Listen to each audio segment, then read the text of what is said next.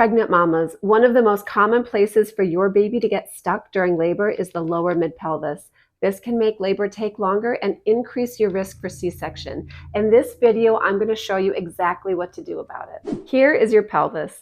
There are 4 areas of the pelvis your baby needs to navigate on its way out. I'm going to briefly explain each area and then show you a pose that will open that area and make it easier for your baby to move through it. Keep watching until the end because I'm going to give you really clear advice on exactly what to do with your body and when. The first part of your pelvis that your baby enters is the pelvic inlet. The widest diameter here is left to right. So your baby wants to enter the pelvis sideways or transverse so that the widest part of their head matches up with the widest part of the pelvic inlet. We open this part of the pelvis by movements that externally rotate both hips. The next part of the pelvis your baby enters is the mid-pelvis, and in the mid-pelvis, the widest diameter is on the diagonal.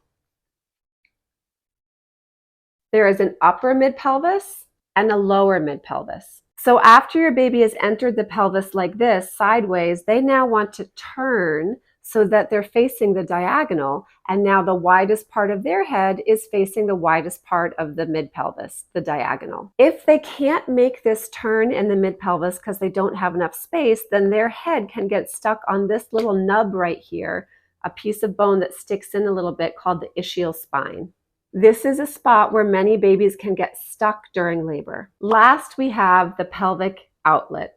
And here the widest diameter is top to bottom. So after your baby has successfully moved through the mid-pelvis on a diagonal, they now want to turn so that the widest part of their head is lined up with the widest part of the pelvic outlet. Don't worry, I'm about to show you exactly what to do with your body to make all of these openings happen. This will be an easy guide that you can save and watch while you're in labor to help you. Very quickly, I want to introduce myself.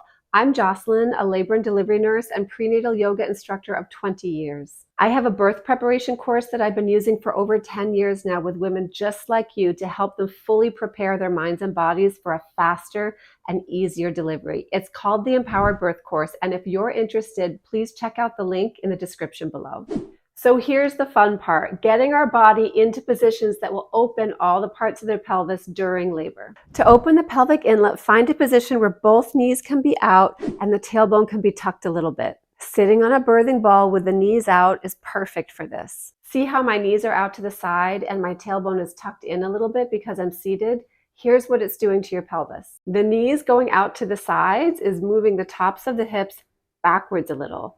And the tucking the tailbone bit is moving this part here, called the sacrum, backwards. All of this is making the pelvic inlet bigger for your baby. To open the upper mid-pelvis, here's what you can do. Find a position where you're externally or outwardly rotating only one hip. Try putting a foot up on a chair, let the knee fall out to the side, and then lean into that knee. Here's what it's doing to your pelvis. See how the diagonal is getting a little bit wider?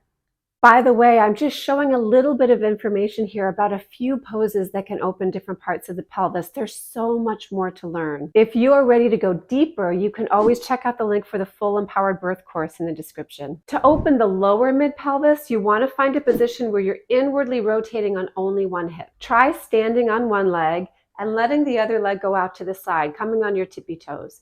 We tend to naturally internally rotate on the standing leg. And then you're going to push off from your tippy toe leg and just shift your weight into your standing leg. As you do this, you can let your bottom move out behind you a little bit. And you can also let your belly move towards the standing leg. So we're shifting our weight into the standing leg. We're letting our tailbone travel out behind us.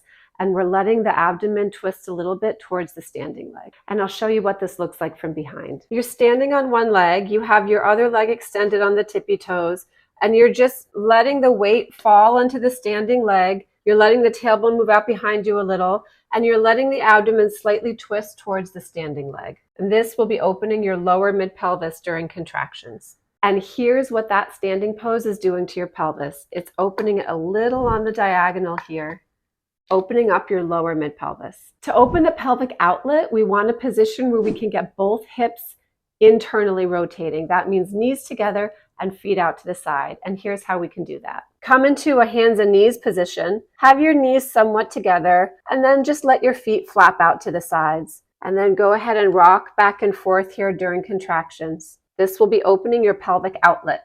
And here's what it's doing to your pelvis.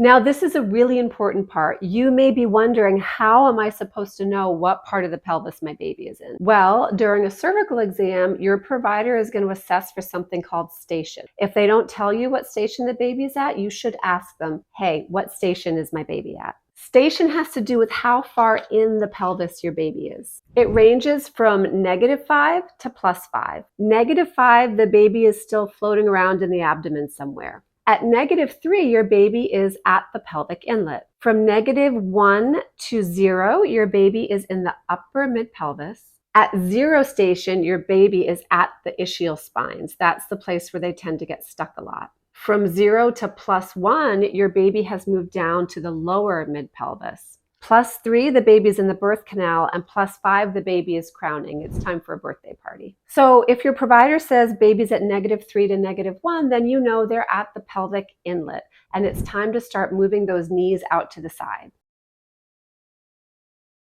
If your provider says your baby's at -1 to 0 station, then you know you're looking at the upper mid-pelvis and you want to move only one knee out to the side. If your provider says your baby is at 0 to +1 station, then you know you're looking at the lower mid-pelvis. Now you want to find a position where you're internally rotating only one hip.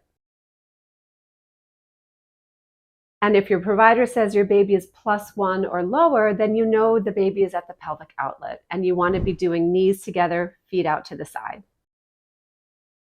You may also be asking yourself, what if I don't know what station my baby is at? Maybe you're laboring at home or you're doing limited cervical exams, so you just don't know what the station is. That is totally fine. The bottom line is to just move as much as you can. Try alternating all of these poses. Play around with them and see which ones are working best for you in labor, and then alternate between a few of them. Generally speaking, when it comes to the pelvic inlet, you're looking at beginning of labor. When it comes to the mid-pelvis, you don't have to stress over whether it's upper mid-pelvis or lower mid-pelvis if you don't know. Shifting your weight from one leg to the next, back and forth during labor, will get you that uneven, asymmetrical movement in your hips, which should help open the mid-pelvis. When you start to feel a lot of pressure, like you want to poop, then you're probably starting to look at the pelvic outlet. And that's when we're going to start doing the knees in and the feet out to the side. I hope you found this helpful. If you did, please like and subscribe so that you can keep learning about how to prepare your body for delivery.